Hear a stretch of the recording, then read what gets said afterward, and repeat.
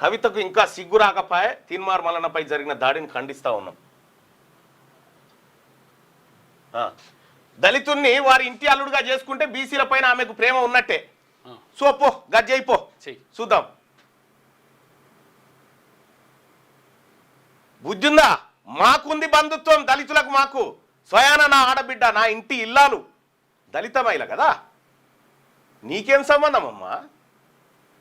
నీకేం సంబంధము? బీసీలను మభ్య పెట్టడానికి మెల్లగా శూర్పణకేశం కట్టుకొని దిగిన వీడికి. మీ అయ్యే చెప్పిండు కదా, అయినా నీకు తెలియదు. మీ నాయనే చెప్పిండు మేము విజయనగరం నుంచి వచ్చినాం బీహార్ని. మీకు ఎట్లా తెలుస్తుంది తల్లి? మా బీసీల లాంగ్వేజ్ ఎట్లా తెలుస్తుంది? మా కల్చర్ ఎట్లా తెలుస్తుంది? మా సంస్కృతి మీకు ఎట్లా తెలుస్తుంది? మీకు తెలియదు. మన ఇంటి మా ఆడబిడ్డలు ఎవరైనా చేస్తారా ఈ సారదందా? ఈమె చేసిన సారదందా, అక్రమ సారదంద చేసి గుర్తుపెట్టుకో.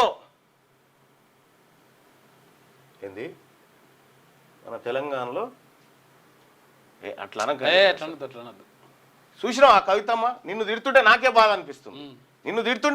అనిపిస్తుంది. జనం ఆగ్రహవేశాలతో ఉన్నారు నీ చర్యల మీద. గిన్ని తిట్లా ఇవాళ తెలంగాణ రాష్ట్రంలో పేద ప్రజలంతా మా హక్కులు, ఎస్ బీసీలు రాజకీయ పార్టీ పెడితే కళ్ళు మండ్యా? బరాబర్ పెడతా. బరాబర్ రాజకీయ పార్టీ పెడతా. లేకపోతే మీ గడిల కాడ ఊడిగం చేసుకుంటుండాలి మా బీసీలంతా. బీఫామ్లీ అక్క ఒకటి ఇప్పి, చెల్లె ఒకటి ఇప్పి అని తిరగాలి మీ ఇంటి చుట్టూ మా ఆడబిడ్డలంతా, మా బీసీలంతా.